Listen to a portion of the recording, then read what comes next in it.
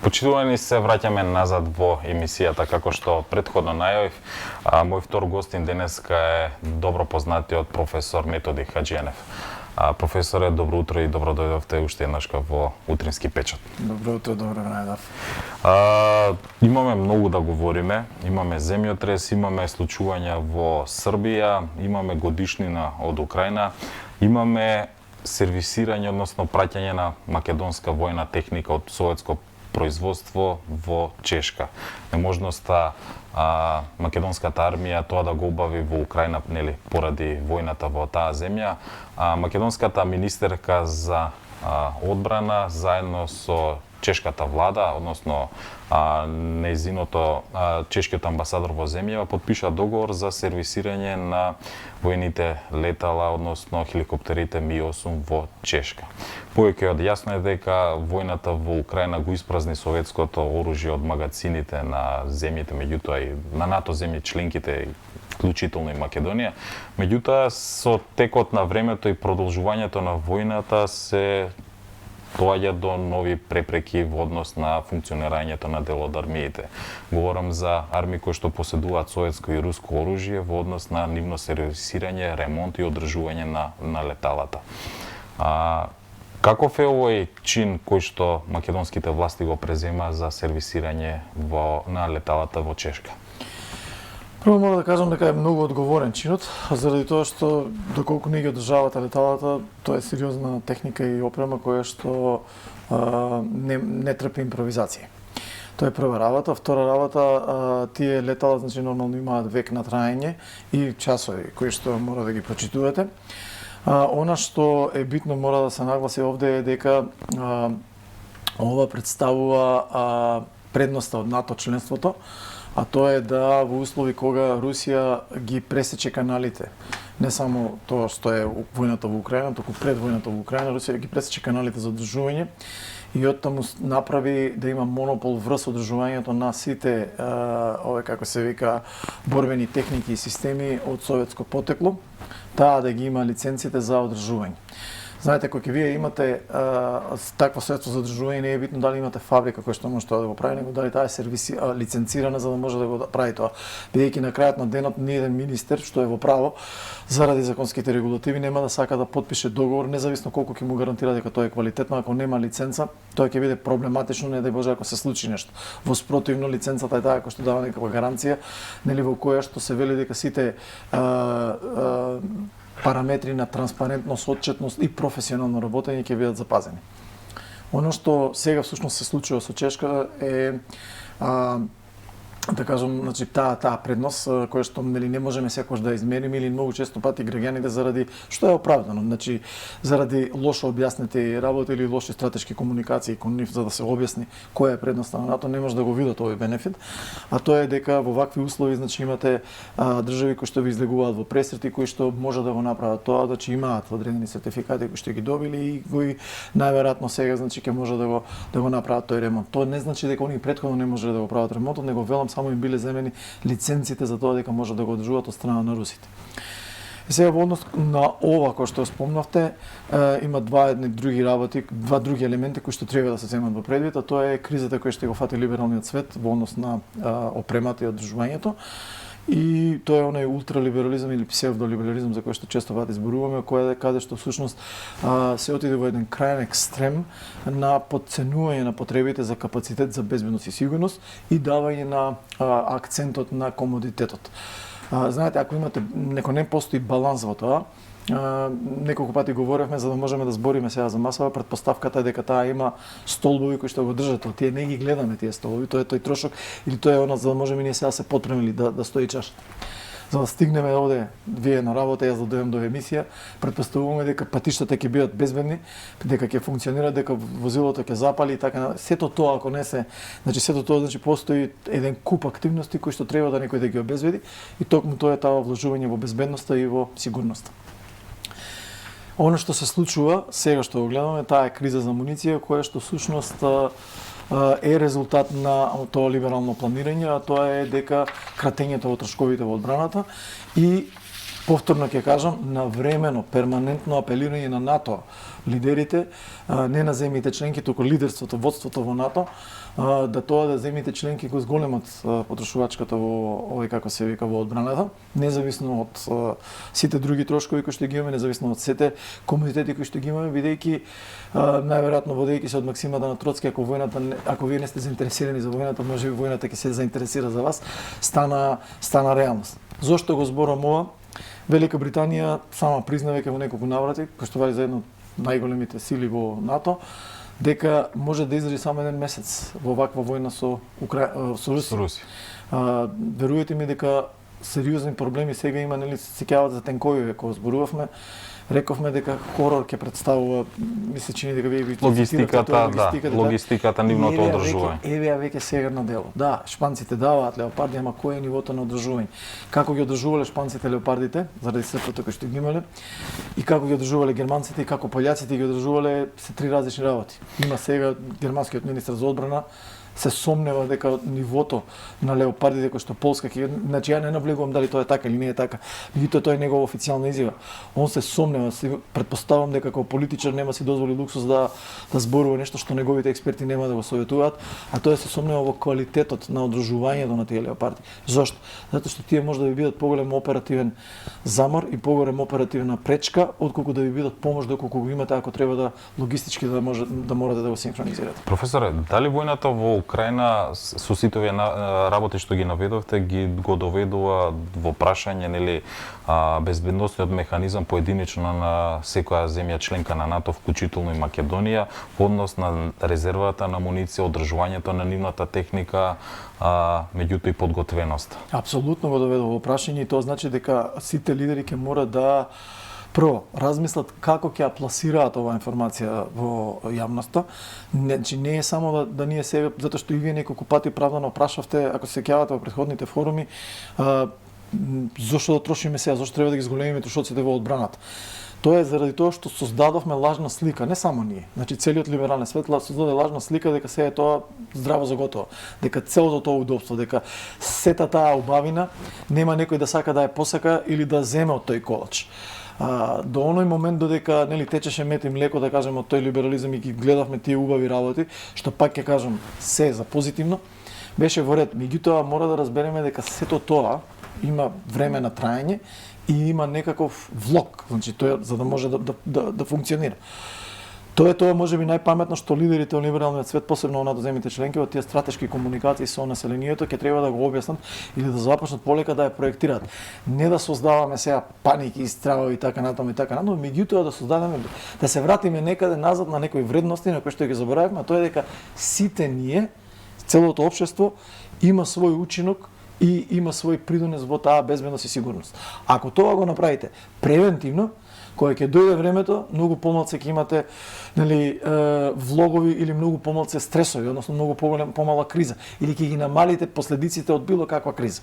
И тоа е таа резилиентност за која што говори либералниот свет или која што се повеќе и повеќе се говори во секоја сфера на либералното живење како резултат на современите закани и безбедносни предизвици кои што го демнеат либералниот свет. Така, професорот Македонија овдека некаде би сакал да продискутираме с регионот и за српското општество и безбедноста. Може би видовте информациите кои што регионалните медии, српските, но и македонските медиуми пренесоа во однос на протестите кои што се случија во Белград. Медиумите јавуваат дека руската Вагнер група може би организатор на оние протести за насилно влегување во српскиот парламент, меѓутоа и заканите кон српскиот председател Александар Вучич. Доаѓа ли до израз руската пропаганда на дело во Србија и во регионот? Па до израз не само овоќе не ако е точно прво сето тоа, затоа што сакам да ќе се навратам назад после на ова. Значи за да одговорам на ова прашање ви сакам да кажам дека овде постојат три варијанти, три алтернативи. Првата е дека се тоа е сценарио како што тоа го милуваат посебно оние медиуми кои се наклонети кон косовската страна во спорот, дека се тоа е добро сценарио на Вучич, како и на опозицијата во Србија, која што го обвинува Вучич за добро сценарио дека пошто он е познат по драмите за тоа дека има атентати околу него, па излего и вицеви за тоа и така, меѓутоа без да заземаме сега страв, само да ја кажеме дека тоа е едната страна, дека можеби тоа е сценарија. Втората работа е дека навистина се случува раздор во рамките на таа коалиција заради тоа што на Вучич му беше ставено на знаење дека или ќе го следи либерално-демократскиот пат, односно оно што е зацртано со Европа, или ќе биде класифициран како нејзин непријател. Приказните за сите оние кои што зборуваат дека колку тоа Русија и како Русија помагала на Балканот, заедно со Кина, нели? Сега се гледат и ќе треба да се измерат можеби надвор преку случајот на Србија. Зошто? Кога ќе земете статистиката и кога ќе видите со кого Србија има најмногу дилови, збориме во економија, во инвестиции, во давање дури и на воена опрема, како донација, но и како во смисла на обуки и така натаму, ќе видите дека во суштина бројките со Русија се неспоредливо различни. Секаде кај што имало инвестиција на Русија и на Кина е инвестиција во некаква си матна сделка.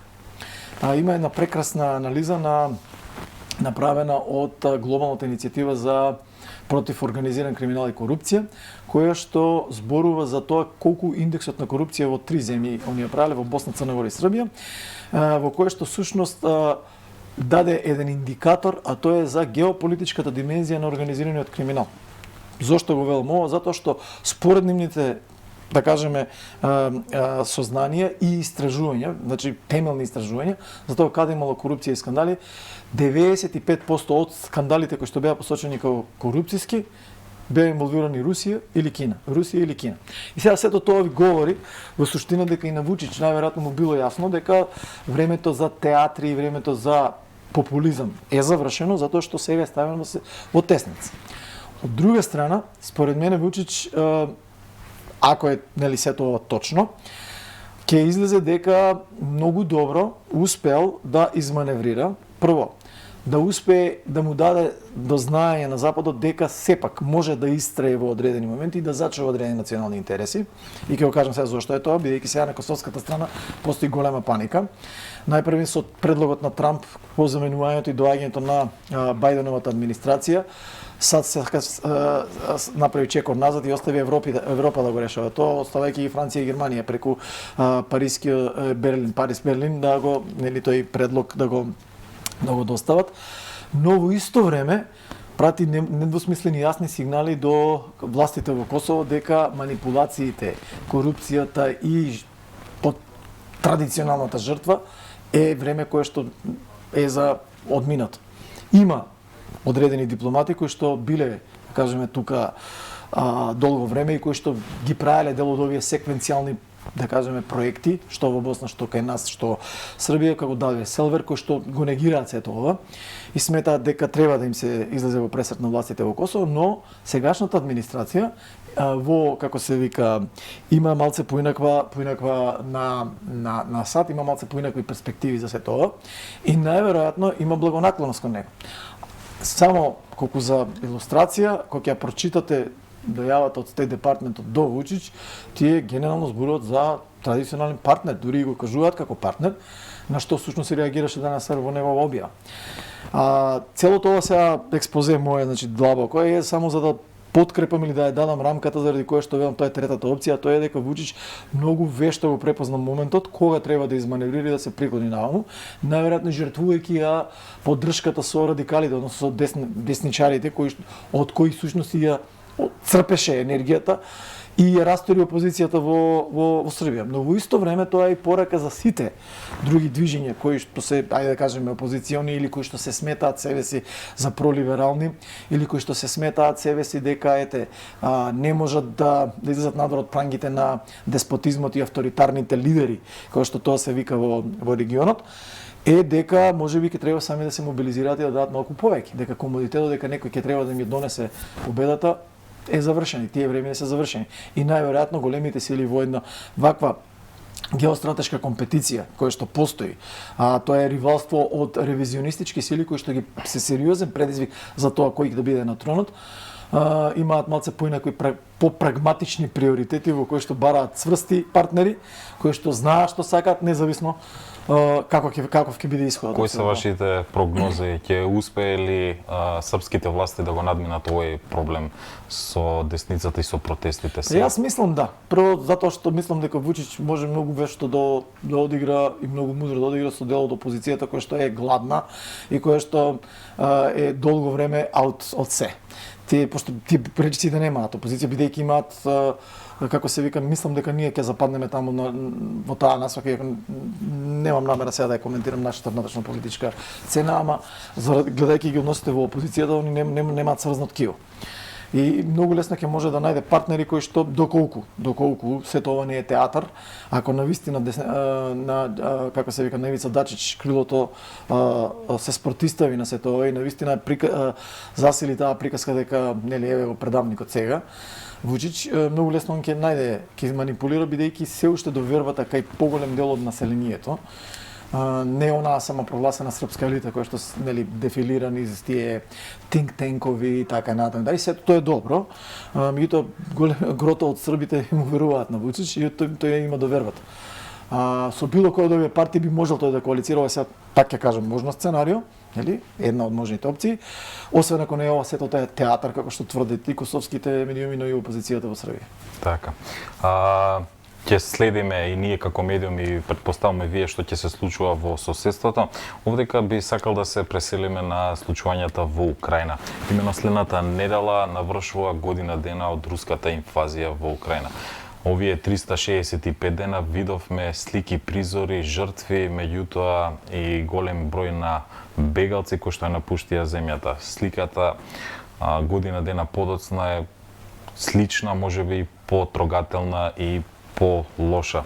Според вас, професоре Хаџијанев, ги оствари ли своите цели рускиот председател Путин за година дена од неговата одлука да се нападне Украина? Ден, кога збориме за ова, треба да ги дефинираме генерално што беа целите на Путин. Без да одиме у маглите и без да паѓаме у несвест на сите оние кои што сега нели се нервозни за поддршката во Русија, што е окей, демократски да имаат свој став во однос на ставовите и нели сета таа проблематика. Она што треба да го нагласиме тука е дека првиот цел на Русија беше со специјалната војна операција да инсталира режим во Киев, кој што ќе треба да биде наклонет кон Русија и со тоа да ја одврати Украина од овој како се вика од зачленување или лошите работи кои што они ги планираат.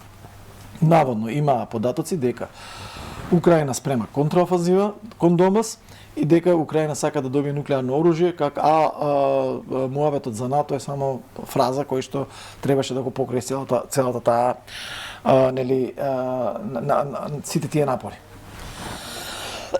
Пардон. Ако тоа го гледаме, дефинитивно не остварија целта, бидејќи како се вика не успеваат. Украина се уште дава жилов отпор, делови потиснуваат, точно е дека сега делови губат и така натаму и така натаму. Меѓутоа, ако сакаме да бидеме до крај коректни и да кажеме дали навистина пак и другата страна ги остварила целите, односно да истисне Русија и така натаму, да ја спречи Русија во целата таа приказна, пак мора да кажеме дека не е, значи, до крај успешна и оваа другава страна, затоа што доправа треба да видиме, бидејќи Русија сега трупа веќе сили и тие сили се веќе баја ги натоложени на границите, доправа треба да видиме што ќе значи таа офанзива. Дали таа ќе оди според планираното, дали таа офанзива ќе ги има истиот крах како и претходната, односно дали Западот ќе успее да генерира преку украинските сили доктрина која што на теренот ќе се ефектуира преку операции кои што ќе ги угушат овие начини на кои што војуваат русите. Она што јас неколку пати го говорев овде, а го потврди полскиот началник на генералштабот при гостувањето минатиот викенд во САД, е дека многу малку од западната цивилизација разбира руската култура на војување. Секоја анализа, направење на влечење на заклучоци и донесување на суд за тоа каков ќе биде исходот од матрицата на Западот, како што го зборевме, ако се сеќавате во доменот на економијата, дека санкциите на по западната логика за Русија нема да важат, не важат и за начинот на војување. Начинот на војување кај Русија е малце поинаков, сентиментот за жртвите е малце поинаков и историски Русија секогаш имала лош стартен скор кога постигнувала големи триумфални, да кажеме, работи. Ја не дали тоа може да се преслика и во Треба да видиме затоа што ситуација. времењата се многу различни. Бидејќи сето тоа условите биле различни. Например, Втората светска војна, и Сталин и Крушчов признаваа дека ако не биле америчките чизми, русите немаа што да облечат во време на офанзивата да не збориме за тенковите и така натаму, кои што им били целата опрема и ресурси кои што им се даваат од страна на сојузниците. Дури и муницијата. Материјалите за амуниција ги давале американците и сојузниците, делом на британците, ама во најголем дел САД била таа која што ја хранела со ресурси Црвената армија за да може да произведуваат толку тенкови и да може да влегуваат во бој. Сега имаме обратна страна. Сега САД ги храни Украина за да можат и го нивниот буџет кој ќе го зголемите, кој ќе видите колку опрема доби, ќе добие дека Украина е меѓу првите 4 земји во светот по воен буџет.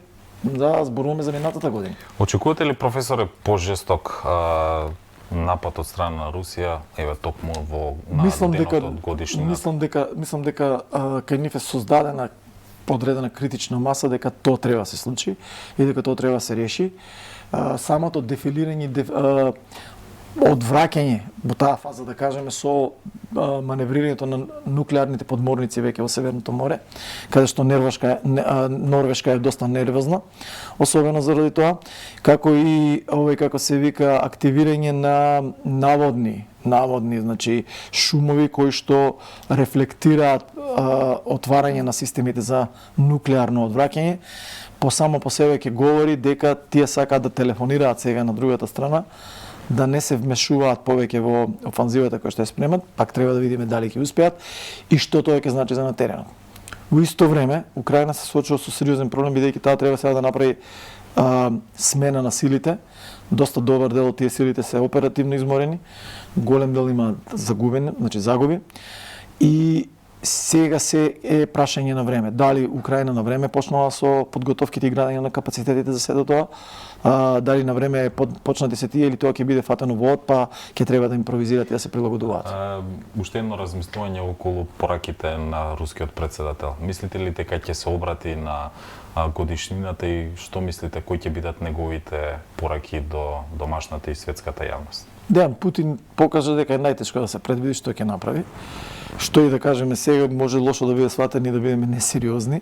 Меѓутоа она што би рекол дека генерално дефинитивно сметам дека нема да биде отстапување од тоа што го прави, затоа што целиот наратив околу него, целиот наратив од неговите, кажеме, служби за працење на информации оди во насока дека тие газат и дека всушност пркосот и гордоста, бидејќи тоа е многу апстрактна работа која што Запад не може да ја разбере, тоа е гордоста руска, многу слично како кога Германија била понижена после Првата светска војна и она што Хитлер го направил за да ја мобилизира германската машинерија, независно која била идеологијата нацистичка, значи ја не споредувам дека Хитлер и Путин се исто, зборам по нацизам и така натаму, него зборам мантрата е таа, рамката во која што тој всушност на која што работи е враќање на руската гордост. Неколку пати, ако се сеќавате, зборевме дека дури и оние кои што се од опозиција во Русија, они имаат проблем со Путин, немаат проблем со тоа што Русија го прави експанзионистички во Украина, бидејќи они веруваат во тоа. Затоа што руската филозофија, руската перцепција за сето тоа е дека всушност како се вика, дека Русија е понижена и дека таа треба да биде на тронот, односно местото кое што го заслужува. А да го направи тоа, мора да го направи оно што го прави во Украина. Така, професоре, ви благодарам за вашето гостување денеска. Се надевам дека следната недела ќе се видиме токму на денот од годишнината, па ќе ги проанализираме дали овие претпоставки што ги споменавме утринава ќе се остварат и што ќе се случува во иднина. Ви благодарам уште еднаш за учеството.